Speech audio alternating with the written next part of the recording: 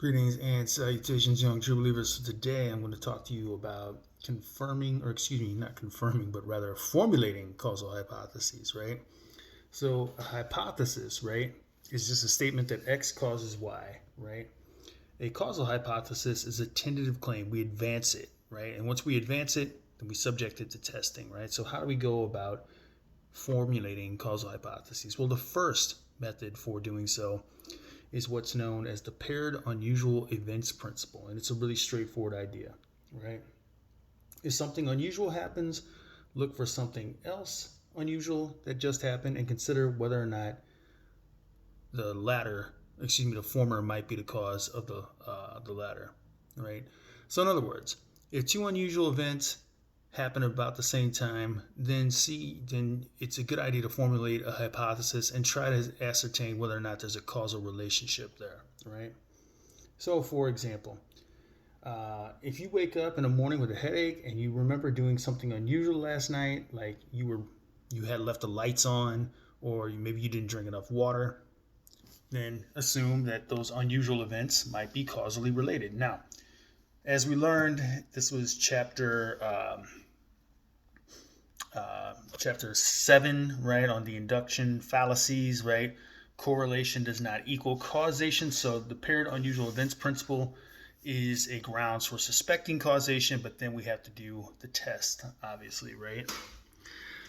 One more example of this is as soon as my throat got scratchy, I took Zicam, my sore throat went away, and I never got a cold. So therefore, maybe Zicam prevents colds. It's a good reason for hypothesizing that there's a causal relationship, but it does not establish that there's a causal relationship. Now you got to run some tests. All right, so the next one, the common variable principle. It's also very straightforward.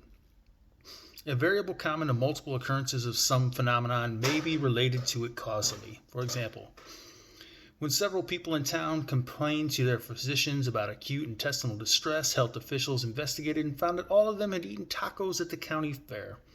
Therefore, perhaps the tacos caused the intestinal distress, right? Again, doesn't establish a causal relationship there, but it does suggest grounds for suspecting a causal relationship, right? One more example of that. Some years the azaleas bloomed well, and other years they didn't bloom at all. In the years that they didn't bloom, I fertilized heavily, but I did not do that in the years they bloomed well. So therefore, perhaps heavy fertilizing caused the azaleas not to bloom. Again, does not establish a causal relationship, but it does give us grounds for suspecting that there is one. And lastly, the covariation principle. When a variation in one phenomenon is accompanied by a variation in another phenomenon, we have a covariation or correlation. Same idea for our purposes, right? For example, if crime rates go up as gun sales increase, the two are correlated, right? Here's another example. Over the past few years, online instruction has increased at San Diego State. During the same time, the average grade point average of San Diego State students has increased. Therefore, the increase in GPA may be due to an increase in online instruction. Now, in some professions, right, it's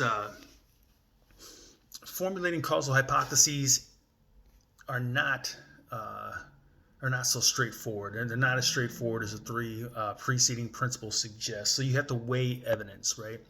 So, for example, if you go to your doctor complaining of pain in your leg, the doctor is going to ask you a battery of questions, right? When did it begin? Did it begin suddenly? Do you smoke? Did something unusual happen? Do you have high blood pressure, et cetera, right? So, what the doctor's doing when he or she asks you that litany of questions is they're trying to narrow the possibilities, right? These days, doctors like to if you come in with some mystery illness, right, the first thing they're going to order is some kind of blood test because your blood reveals quite a bit to a doctor about what's going on with you, right? What's another field like this? Well, criminology, right? A police detective. So here's the example from the text. A murder has been committed, and investigators have narrowed the field to 3 suspects. Bullets from Adam's gun killed the victim, and Adam turns out to have lied about his whereabouts at the time of the murder. But Adam was a good friend of the victim, and investigators cannot discern a motive. Brady, on the other hand, owed the victim money, was known to have threatened him, and had access to Adams' gun, but Brady has an alibi. Cox was seen in the vicinity of the murder at the time it happened, knew the victim, and might also have had access to Adams' gun, but Cox has no apparent motive, right? Now, gang, when you know that the two most common reasons for murder are love and money, then Brady becomes a very, very, what do I want to say here? He becomes the suspect that you scrutinize the most, right? And the first thing that any detective would do would be to try to ascertain whether or not his alibi checks out, right? So in the next video, we'll talk about confirming causal hypotheses.